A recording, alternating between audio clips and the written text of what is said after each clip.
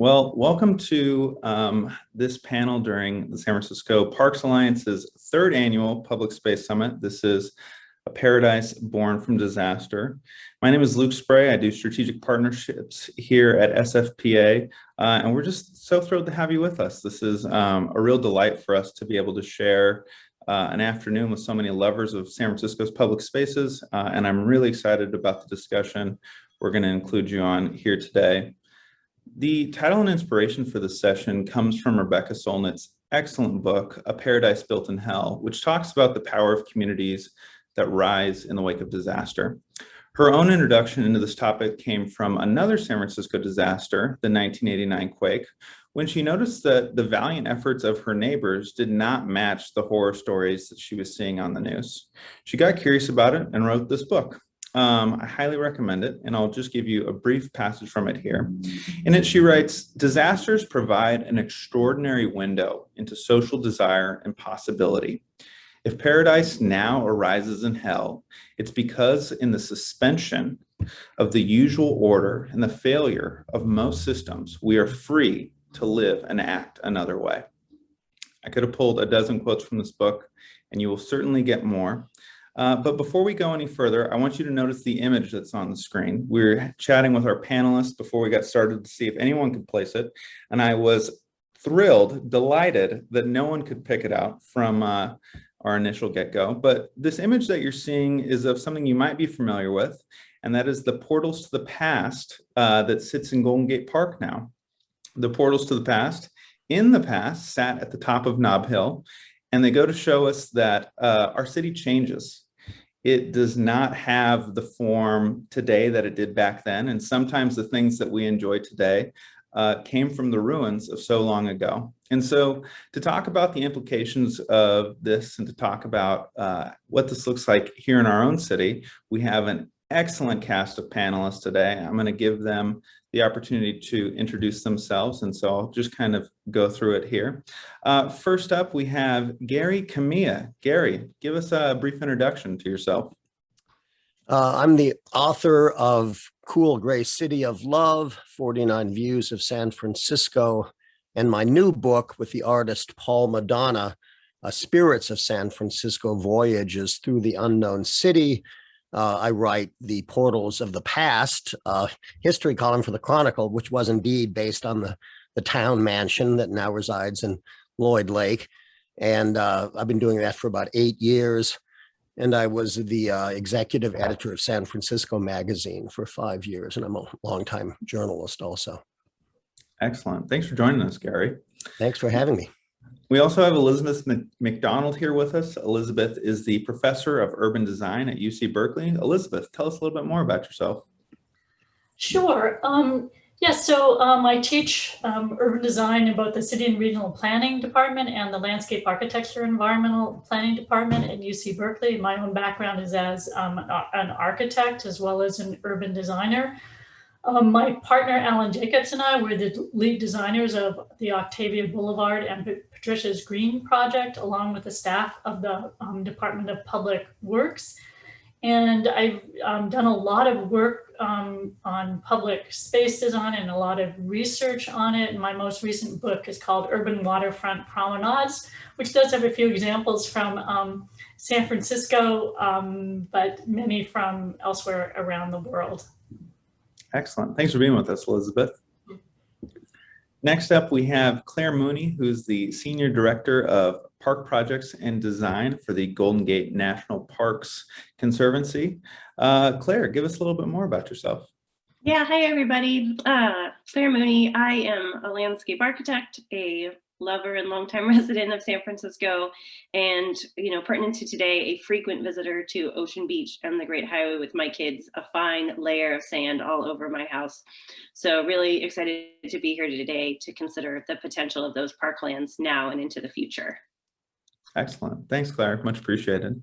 And then last but certainly not least, we have Allison Arya from San Francisco as well, who's an urban writer and thinker and the current director of communications at Replica. Allison, tell us a little bit more about yourself. Sure. So I am very new to Replica. I just finished my third week, my second pandemic job. So whole new world out there. Previously, I was editorial director of the urban planning and policy think tank Spur, and wrote a design column for the opinion section of the New York Times, which I kind of wrapped up last year. And my last column for the Times was called The Magic of Empty Streets, which was sort of reflecting on very early days pandemic. So I'm excited to reflect back on the year plus that we've had not post-pandemic, but getting out of the pandemic, one hopes. Excellent. Well, hey, thanks so much for being here. I'm really excited to have the four of you chatting about San Francisco's public spaces, their past, their future, and how disasters really shape what our city has become and what it will become. So thanks for joining us. I want to hop in with a question for Gary as the historian of the group. Thinking about the many disasters that the city has had, historically, how have things like the 1906 quake, the 89 quake, and other disasters really changed our relationships with our public spaces? Well, a lot of the effects have been inadvertent and sometimes paradoxical. Certainly the 1906 quake was characterized by enormous changes that were not made. There was great dissatisfaction with the Victorian city. Before the 1906 quake, many urbanists of their day, city planners, architects, detested the bric-a-brac, what they saw as garish, vulgar Victorian architecture promiscuously thrown up all over the place. And they thought it was ugly and they wanted a clean sweep. And Mayor Phelan, who was a leading progressive, hired the leading Beaux-Arts architect and planner, James Burnham, to come to San Francisco and completely remake the city along Beaux-Arts lines, which was a early 20th century notion of moral uplift that would be obtained by grand public spaces and grand public buildings. And the San Francisco that Burnham imagined was described as being like Paris with hills. It would have like all these grand radial boulevards, these enormous symbolic public spaces, many of which seem almost Wagnerian and hokey. There was going to be a huge symbolic statue of San Francisco on top of Twin Peaks and all kinds of grandiose things, but also many really interesting provocative city planning ideas, big boulevards, an enormous panhandle that would be extended and run all the way down to Market Street, a sort of a sunken Van Ness that would go out to an enormous aquatic park that would be this kind of welcoming place for maritime visitors. And everyone was very excited about the Burnham plan. And 1906 hit. The shoddily and corruptly built City Hall, which had been referred to as the new City Hall ruin ever since it was begun, because it was never finished, collapsed. Almost all the copies of the Burnham plan were just buried in the collapsed City Hall. But then when they cleared the ruins, it would seem like, oh, this is a tabula rasa. This is a perfect opportunity to remake San Francisco along Burnham's lines. But once the rebuilding began, not just business interests, but the general feeling of the public was, let's get back to work. Let's build everything. We don't want to go through all this eminent domain and all of these incredibly ambitious things that would have been required to remake the entire city along Burnham's extremely ambitious plan, which also included enormous parks, by the way. Speaking of open places, it would have had far greater parks even than the ones we do now. But almost none of it was implemented in the end. And there are some little vestiges of Burnham's vision. There's he wanted contoured streets as opposed to the grid streets that we have in San Francisco. And there's a couple neighborhoods like Forest Hill, and then Telegraph Hill Boulevard is a contoured street near Coit Tower.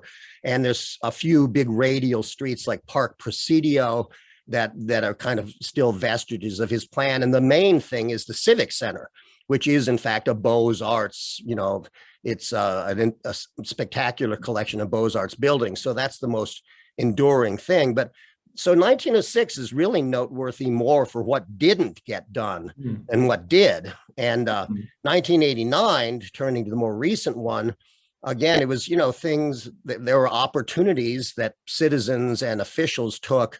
The Embarcadero Freeway had been hated by many for decades, although it was supported by many also, as freeways always are for people that are served by them. But people wanted to tear it down for decades. Herb Caen famously called it the damn Embarcadero Freeway. And it was severely damaged in the quake, and that gave the city an opportunity to remove it. And that was a visionary and a very wise move, because it was built in the days when freeways were king, and nobody cared that it completely blocked the entire view of the waterfront for like massive amounts of the waterfront. So that went away. And then, Elizabeth's going to talk more about Octavia and the Central Freeway, but that was damaged. And so one of the results of the damage to that Octavia Boulevard section of the Central Freeway was the wonderful new public spaces that we have there now. So those were probably the main results of those disasters. Yeah, it's interesting to see the difference between how we responded in 1906, where we had these grand visions and didn't implement them, to 1989, where it took a little while, but we did end up getting there. You mentioned Elizabeth's knowledge of this. And Elizabeth, I want to turn this next question to you. What should we learn in the wake of this, of a failed change after a disaster to one that was successful by all counts? What lessons are there from the Central Freeway that they did not pick up during the 1906 quake and that we should take on today? Yeah, so that's a really good question, and let me respond to that in a couple of different ways.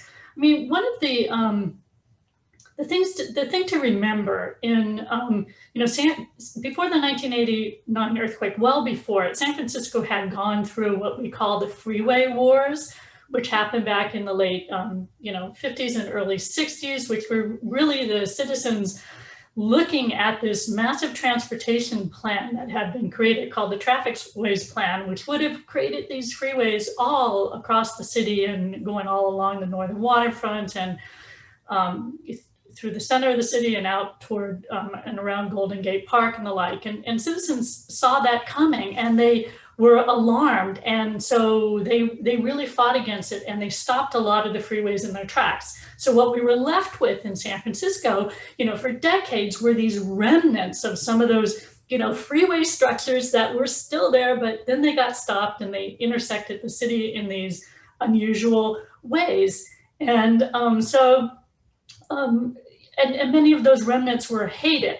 In Hayes Valley, where you had this Central Freeway, this double-deck structure coming through the neighborhood, right? This wonderful neighborhood that had actually had a lot of its fabric intact after the 1906 earthquake. And this was a place where many people who were displaced elsewhere came and built, new structures were built in those sort of along the smaller streets, kind of at the back of some of the previous houses that were there. So it was this very old neighborhood, but then it had been cut in half by this overhead freeway. And so people understood that that had been a real rupture to the community, both in terms of the fabric and then also just the, the social life of that community. So people were looking askance at it for a very, very, very long time. And so even before the 1989 earthquake, there was a lot of community action,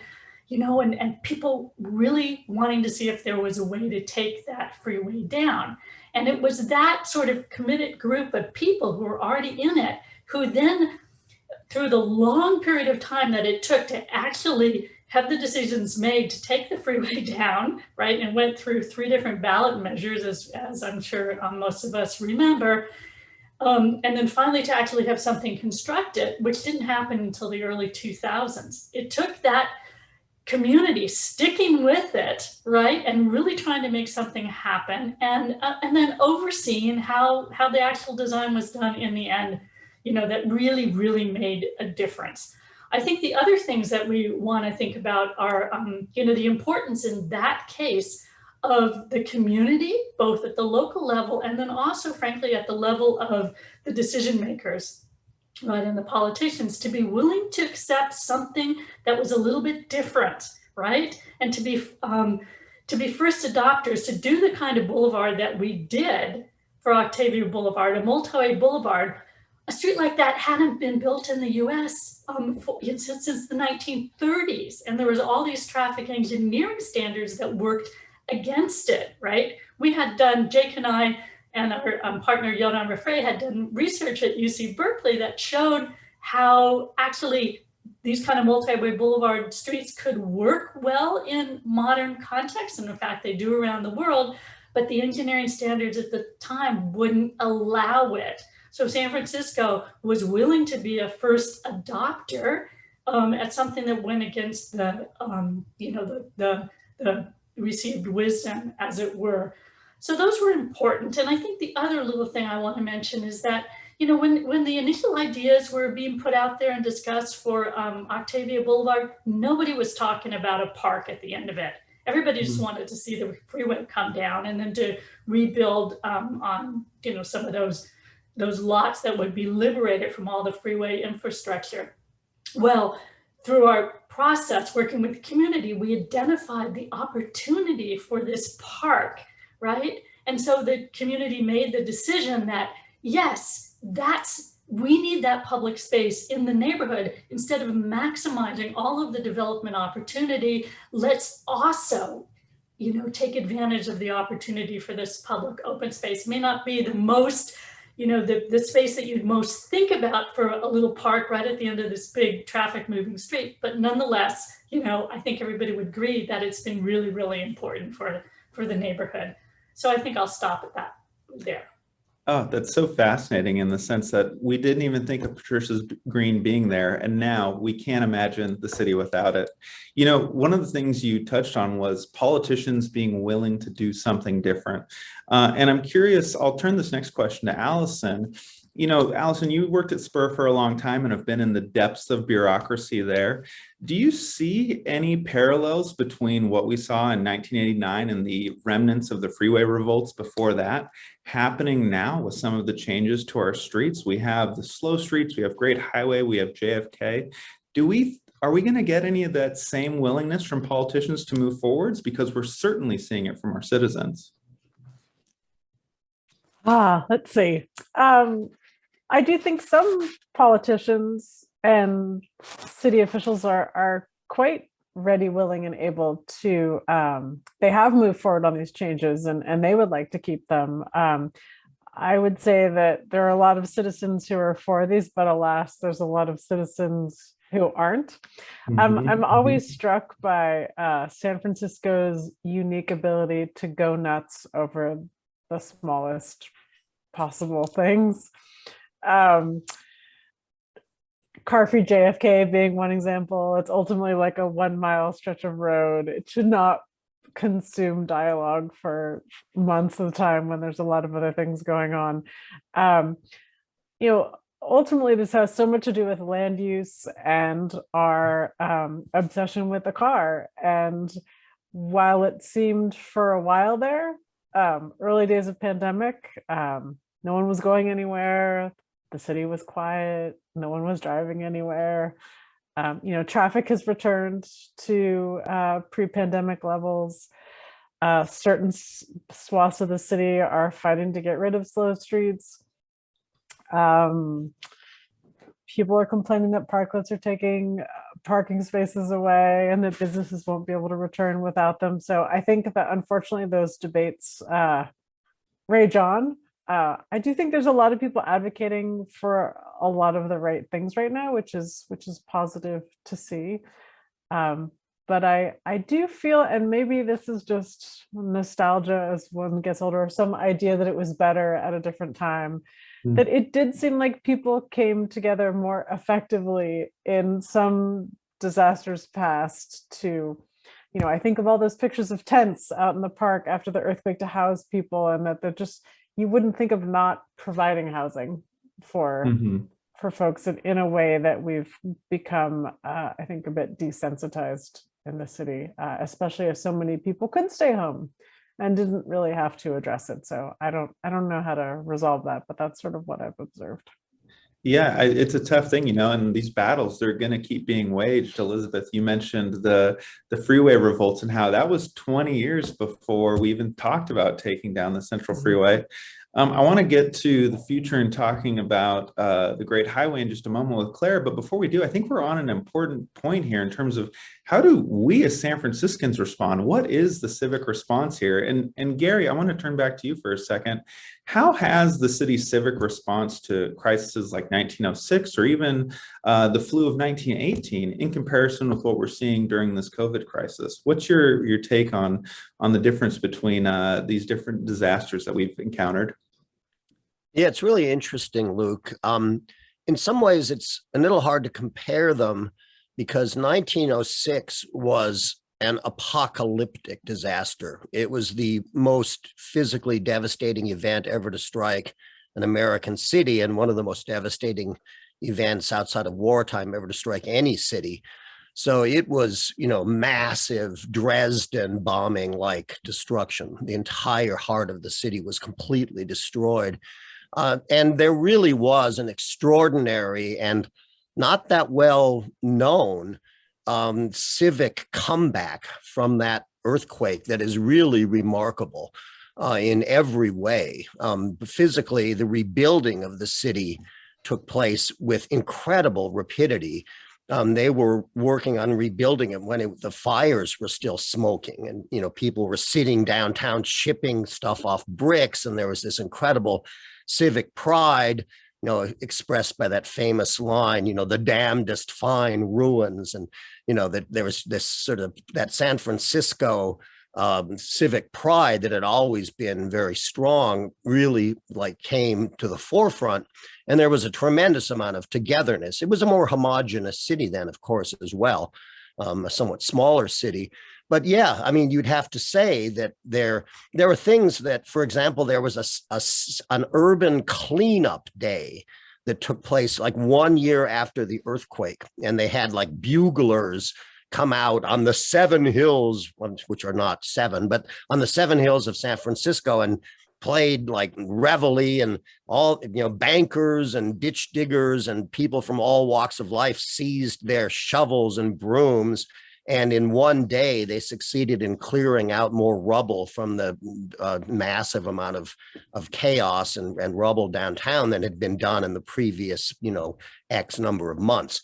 And that was, things like that were impressive. And there's no real corollary for that. In this has been a terrible pandemic, but in San Francisco, something like 543 people have died. It's every death, obviously tragic and unacceptable, but you can't compare it in any way as a disaster to the 1906 one. The 1918 flu pandemic is more comparable to this because it was a health disaster, but that also was so much worse. And it's a little hard.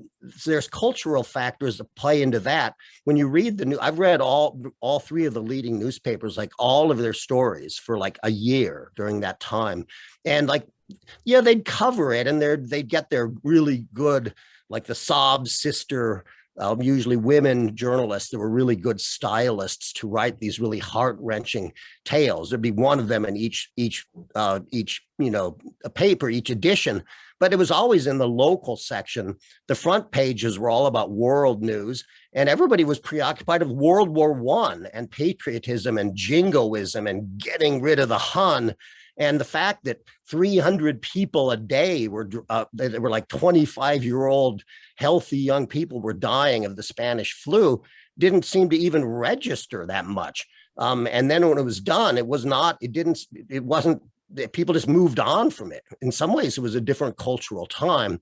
And there was also, I think, this World War I jingoism swallowed everything up. World War I ended right about the same time as the flu was just taking off. So, so that was a very interesting one where there was probably more civic unity around the World War I piece. And in 1989, yeah, I mean, it's interesting. Allison raises a really good question. Was there more capacity or willingness of neighbors and people facing an opportunity that's been created by something like, the damages to these freeways than now. It's hard to say because, we don't have infrastructure damage. We had choices that we've made about opening up public spaces and closing streets. And, I guess it's hanging in the balance to see which way that will go. I don't know that there's, been a significant change in terms of the city being less unified in the last 30 plus years or not. It's probably even a little more heterogeneous in terms of the composition of the workforce than it was before. But, it's, I think it remains to be seen, and we don't know how it's going to play out yet with the slow streets and with, the Great Highway and JFK and all these other things. And there's definitely reason for concern as like most of us, I suspect, that we would love to see some fairly significant changes made in the direction of open spaces and away from car culture. But car culture is not, even in San Francisco, it's not easily dislodged. And some people will argue that until Mooney and our public transit is better, I don't happen to share this view, but I've heard it expressed, that, we don't want to like remove parking places and whatnot until we have better public transit. That's an argument some people make. But anyway, I think it's up in the air. It is certainly up in the air, that's for sure. I want to take this opportunity to turn to Claire. And, I think you're closer to this than most of us in your work out along Ocean Beach and the Great Highway. What possibilities have you seen rise from this season in terms of what the future of Ocean Beach is? I think, we've all kind of touched on the Great Highway as something that's been a real bright spot and a real change in use during the pandemic. How has your work been influenced by this, and what possibilities do you see going forward? Yeah, really interesting stuff. I'm like, I need buglers. I wonder if I can work that into the budget. There are any buglers on the screen? Message me after this. I think some of this is really obvious and hits home for this group, right? We've seen parks play an incredibly central role in all of our lives over the last year. They've become the places that we connect with friends and loved ones. They're where we go for all recreation and exercise, with playgrounds having been closed, gyms closed, and just to offer that sense of respite from the eternal Zoom screen. The park agencies I have the opportunity to work with in San Francisco and Bay Area wide have seen anywhere from 40% to up to 100% increase in visitation over the course of the last year. And most of that is at our beach sites like Ocean Beach. People want to be at the beach where there's space, where there's water, where there's breeze, where there really is that sense of respite from what home is right now. So as far as possibilities, I know at the Parks Conservancy, we really see this as the opportunity to grow, to deepen and diversify that community of park users and supporters. So the idea of, building a more compassionate membership, of having buglers, is something that we're spending a lot of time and energy and thought around. And that ideally that increase in use can really galvanize support for park projects and investments, as well as really hold us as citizens and as elected officials accountable that we can do things that once seemed hard or impossible. I think having worked with Spur and Ben Grant on the idea of Ocean Beach for nearly a decade, right? It was, here's a phasing plan, here's a jurisdiction plan. What if we buy everybody drinks and they become agency buddies? Like, everything got tried, and then seemingly overnight, the Great Highway is closed, right? So I think really making sure that as things return to normal, and as we do start to see that push of, we need parking spaces back, we need roads reopened, that the Parks Conservancy and other, park support partners, like all of the faces here today, are doing their part to really galvanize their membership and their constituents to speak to what's possible. I think to Allison's point, what also rang true is we saw parks serve our communities in really new and different ways this year that we hadn't maybe seen over the last 10 or 20 years since the last disaster. This summer not only brought pandemic, but a social justice uprising, and with that, an urgent need to address who our parks are serving, who they are not serving, who feels welcome, and the momentum to really grapple with the role our parks play and can play in our social fabric as part of our social services became even more urgent. And what's really interesting to me with Ocean Beach is, as a National Park Service site set within a very populous urban center, how can it set a tone or really pilot how the National Park Service can play a different role as a public servant, as a civic entity at a local level? Fascinating stuff. And I'm excited to watch you continue to explore this and to take part in it. You know, one of the things you mentioned here a couple of times was the opportunity to use this moment to galvanize support. And I think there's always a push and pull, especially in this town, of how much of change is the responsibility of our leaders and how much of it is on our citizens. And Elizabeth, I'm curious to ask you this question, and then Allison, I also want to get your take as well. You know, in researching this panel, I learned a lot about the freeway revolts. I learned that it was a 6-5 decision to keep us from having a freeway going through the Panhandle. These were really, really contentious debates. Elizabeth, how much responsibility do you think in this time lies on our citizens to push for change? And how much responsibility lies on our leaders to actually step into it? What does that balance look like? Well, you know, I think that both citizens and leaders have a really important role to play in this. You know, the vote even for Octavia Boulevard, after it had been on the ballot, you know, finally on the third time, the vote wasn't by all that large of a margin either. It could have in fact gone either way. You know, we were happy that it went the way it did, but it was close. One of the things that I want to remember too is looking at the Embarcadero Freeway, right? And that was a situation where the decision to take it down happened sort of much more quickly, and people came to consensus around it, probably in part because it, you know, is this very, very publicly shared waterfront edge. And so people saw it that way.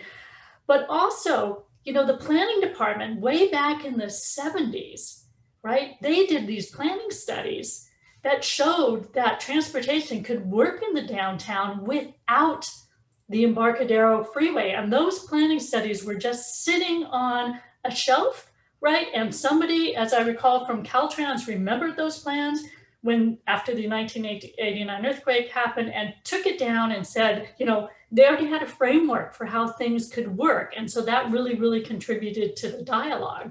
So I would suggest that that is very much a role that the public sector, you know, the planning department, public works department, and others can play, is to, even if we don't know how to implement things at a given moment, to do, you know, the studies and have the ideas out there that, you know, and some of the technical things worked out so that they can be useful in whatever processes, you know, may happen. The other thing that what I think is really so wonderful about what has happened with this kind of natural experiment that we've had over this last year with our public spaces is because now people can really see, for instance, what can happen if that western edge of the city becomes mostly a public space and isn't that big traffic roadway. We've experienced it. You know, people have come to love it. It seems realizable. It seems possible, right? And so I think that there is a constituency that has been created through, you know, from that natural experience at all different levels that is going to be really interesting to see how that continues to evolve, you know, and change as we go forward in the future, no matter what happens in the very short term. Yeah, it's been interesting to see how so many of us have become that constituency for our own little spaces, whether it be a slow street, maybe it's the project that we're already working on before we came to this conference today, but everyone's got their own thing. And I think this pandemic has really shown us, oh, these spaces can be something different. You know, you had talked a moment ago about the value of all the studies that have gone into this, and I thank you for teeing me up very nicely to ask this next question of Allison. I'm curious on your take as well. What is the right mix in terms of citizens pushing our leaders stepping in with courage, our bureaucracies bringing forth the different studies? How do you see things moving forward for something like the Great Highway, or really just a success story from the past? What does the right mix look like in your mind? I don't know that I have seen it in a long time. I mean, I think that we've all gotten used to these like million-year processes for everything, and almost accept it. And I would kind of push that we don't accept it. I think that, I mean, an interesting thing that's happened in the pandemic is probably more people have participated in public meetings because they're more convenient. I don't want to talk about how much time I've spent on school board meeting calls over the past few months. I really think that we need to rethink public engagement and what's appropriate public process and what has just become ridiculous. I mean, if one person can stop a project with a letter, that's not going to help us make any progress. I'm a strong proponent of SQL reform and really thinking about how that can be used for good instead of delays as it has now. I mean, that said, in terms of citizen engagement and response, I'm a firm believer in the kind of gateway drug of like doing one thing and leading to other things. And also, if you do something in your neighborhood, how often other people in your neighborhood will also do it too. Which I found, you know, we had Friends of the Urban Forest plant a bunch of trees on our stretch of sidewalk, and a bunch of other neighbors did it. We planted vegetables in our backyard, and a bunch of other neighbors did it when we told them about it. What can you do as an individual citizen that will kind of motivate people? I think you see the same of like those sort of sidewalk pavement gardens. You see a really great one, you're like, oh, I could go do a sidewalk pavement garden. So on that level, I think there's been a lot of really amazing change that people see what's possible. And because our neighborhoods, I think, have really shrunk because we're traveling less, you know, what can you do in your own circle is like one easy way for any person to kind of focus right now, kind of on neighborhood improvement. I think, again, that there are some city officials and politicians who are moving out in front of these issues and doing a lot of good work, but I am not seeing the level of leadership. I haven't seen enough people really take a true stand against the car. And to Gary's point, we can't ask people to give up their cars if we don't have well-funded public transportation. I totally get that. But it does become this kind of chicken and egg thing, like, well, no one's taking public transportation because it's so bad, so we don't need to fund it. Like things that you all know. So I think that we have a really interesting opportunity right now.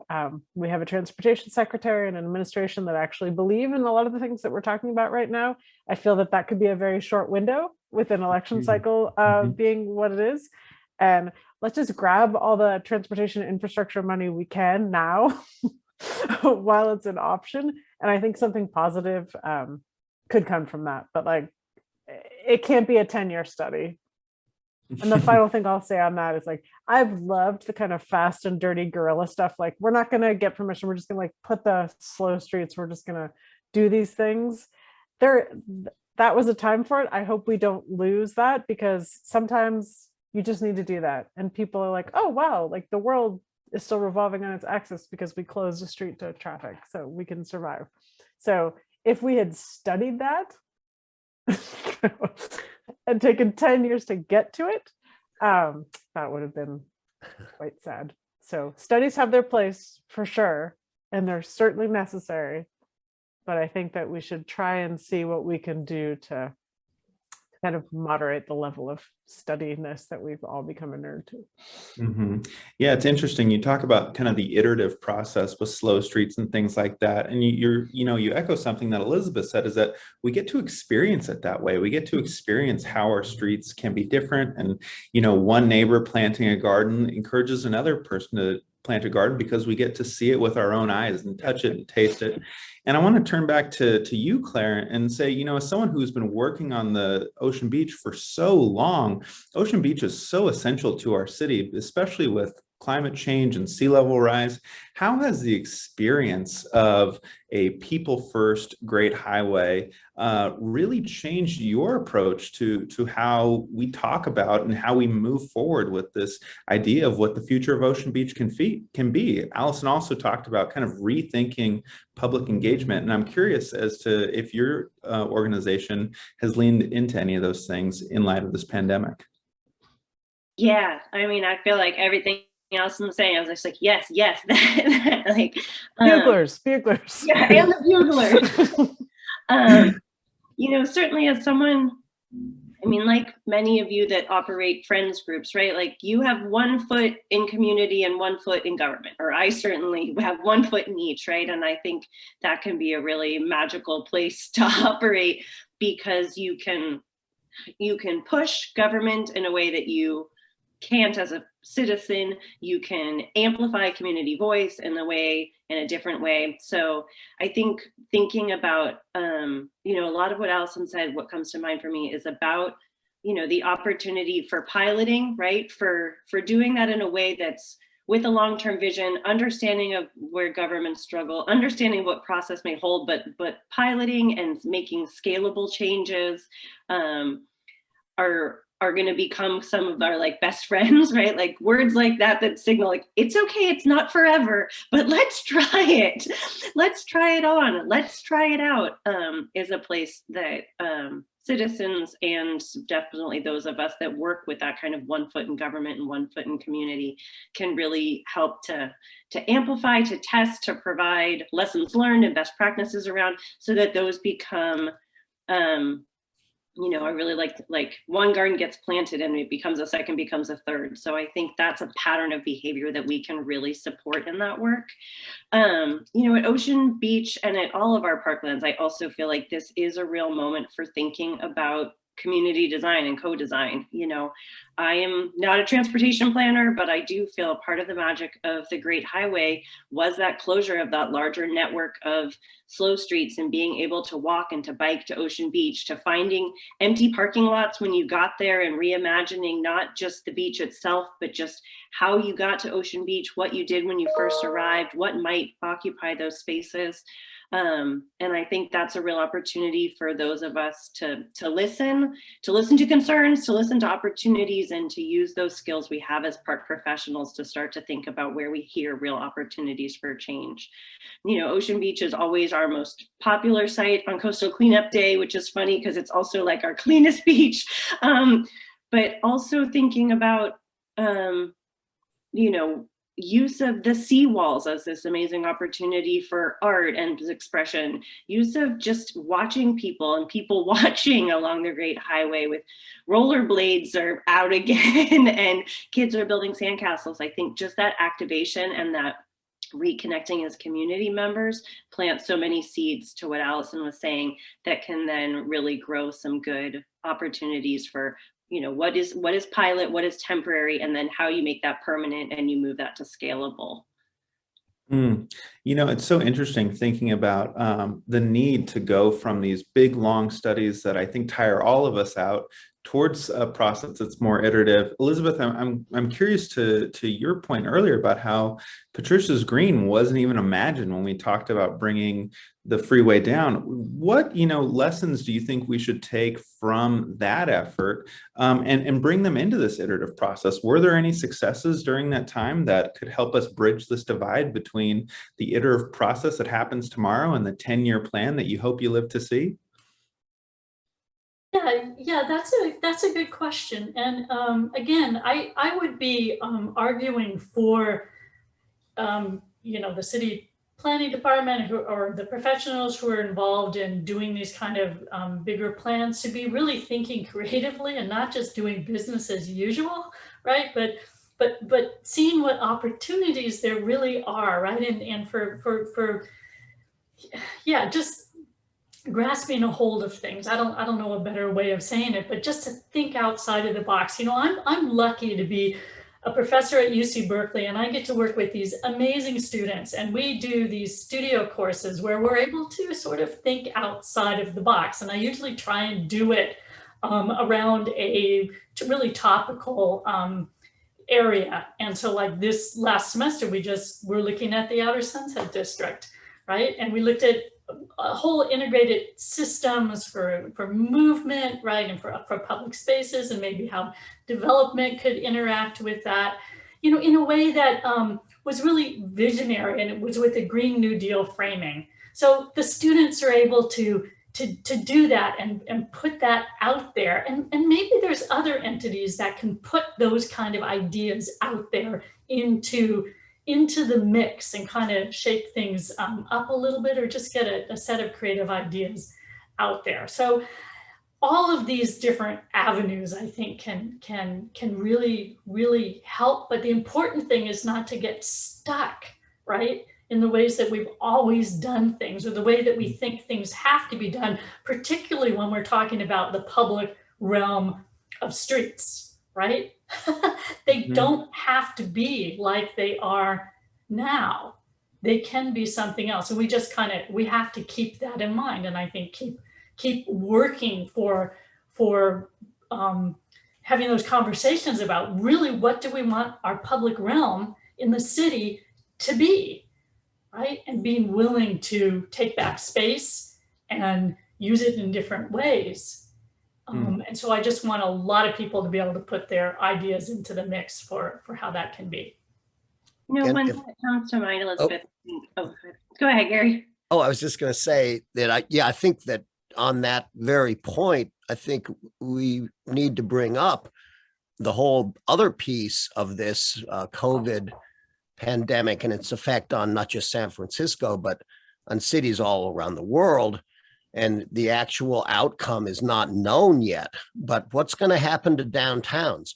What's going to happen to office buildings? You know, we're going to be faced with huge potential crises and huge opportunities. We might see, potentially offices having considerably less tenants than they have before. Would that potentially mean that some of those offices might become residential? If they, would we have more density and more urbanist life downtown, or less? I mean, I think it's still in the balance, but these big changes at the downtown level could actually support, what Elizabeth is talking about, thinking outside of the box. And there's a lot of paradoxical things too, because a lot of urban planners would like to see upzoning in the Richmond and in the Sunset. So how does that play out with slow streets? I don't think they're opposed to each other. I actually think that you could be looking at kind of micro cities where you have greater density and kind of mini downtowns, if you will, not quite downtowns, but certainly nodes or nexuses in places that used to be kind of suburban, and you could still have slow streets within that because it's part of the aesthetic fabric. But I think all of these issues are connected, and there is opportunity because there's going to be big changes, not just out at the Great Highway and at JFK and in various slow streets, but there's going to be big changes around Union Square and on First and Second and Howard and at the Salesforce Tower and all these other buildings. So I think that, there's going to be a lot of radical changes that could be coming to not just San Francisco, but a lot of cities. Yeah, absolutely. Claire, I want to give you the chance to jump in here, and then I'll let you be the first one to answer our last question as we come to the tail end of the hour here.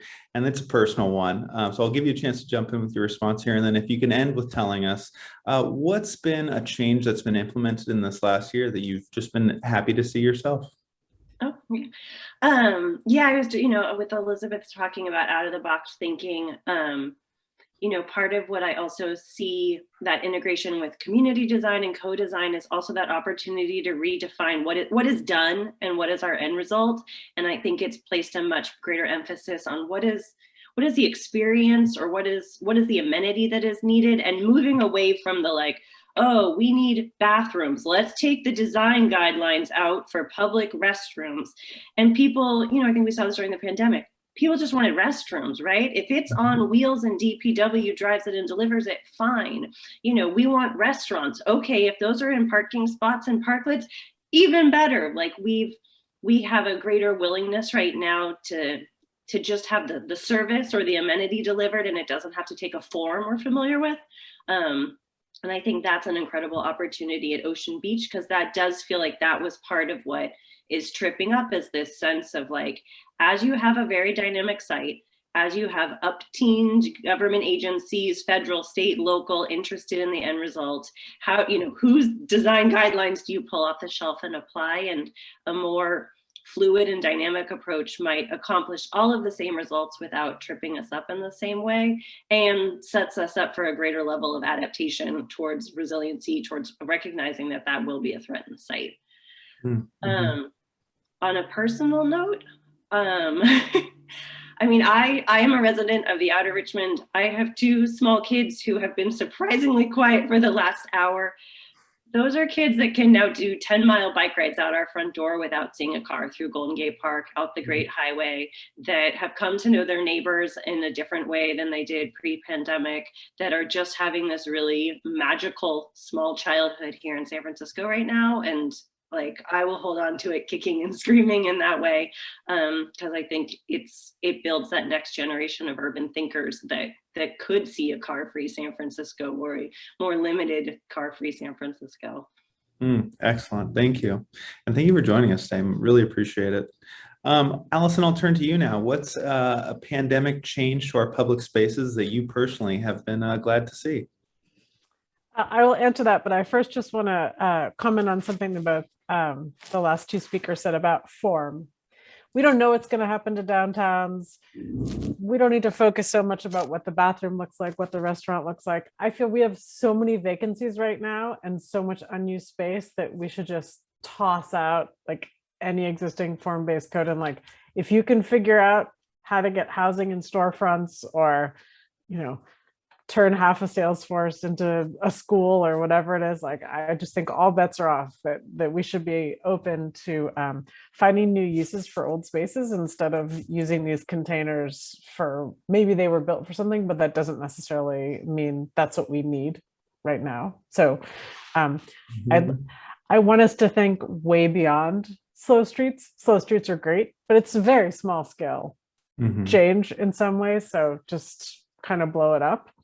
I have a teenage daughter. I was a very free range kid when I was growing up. I grew up in Marin. I really want her to be that. She already was that, taking public transit and all that. I want every kid, once they're like 11 or 12, to be able to move about the city on their own. I want it to be safe enough for them to do it. Right now, the biggest danger for kids doing that is that they're going to get hit by a car. Not all the other stranger danger or whatever else. She'll go out and walk 6 miles with her friends up Twin Peaks and everything. Like, I want a city to be safe for her. That's what I've seen during this pandemic, is her ability to just kind of take off and do that. And we should really be planning the city to facilitate that kind of autonomy and freedom for all ages, honestly. Oh, excellent. Thank you. I love that both you and Claire talked about your kids. I got 2 more minutes left here before they kick me off. So Elizabeth and Gary, I'll give you the same question in a bite-sized form. Elizabeth, what's something that you personally have been happy to see change in our public space in the last year? Okay, so I have to say that for me, what's happened at Ocean Beach has been one of the most amazing things, because that is such an incredible space. In what cities have an opportunity like we have with Ocean Beach in the city, and to create that as an edge of the city that isn't car dominated? It's such an amazing opportunity. You know, many of us go to Point Reyes to get the beach experience and be away from the city, but really we have that opportunity right here at the edge of the city. And I think that San Francisco should grab a hold of that possibility to do something that just doesn't exist in any other major city that I know of, and turn that into just a really, really special public open space for everybody in the city, plus the local residents. Excellent. So true. Gary, and to you, I got about 35 seconds here. What's your pandemic silver lining and something you've been happy to see? I've been delighted to see European style outdoor drinking, dining, al fresco, street life, and even New Orleans style go cups. And I hope that the ABC and the state legislators make some wise provision for this Dionysian bibulous San Francisco tradition to continue and flourish. And it is very much like after the 06 quake, they had this thing called the Portola Festival. And the whole way that that was sold to people was, this is a Latin festival and Latins know how to have fun. So I think one of the little battles we're going to see coming up with this planning stuff is between the hedonists and the sort of San Francisco good time contingent versus like the business, like I want to get in my car and be there 30 seconds earlier. So I think it's very important that we have those buglers raising their glasses and getting the hedonists, the drinkers, and the joie de vivre contingent out in San Francisco, because a lot of this is about that. Thanks so much, Gary. And thank you to all of our panelists. This has been just such a delight to have you here today. I want to leave you as we get back to this image here of the portals to the past with the closing words in Rebecca's book. In 1906, a mansion burned down, but its stone portals remained standing. A photograph shows that suddenly, rather than framing the entrance to a private interior, they framed the whole city beyond the hill where the ruins stood. Disaster sometimes knocks down institutions and structures and suspends private life, leaving a broader view of what lies beyond. The task before us is to recognize the possibilities through the gateway and endeavor to bring them into the realm of the everyday. Thank you so much for joining us, and we will see you at our next panel. Thanks so much. Thank you. Bye.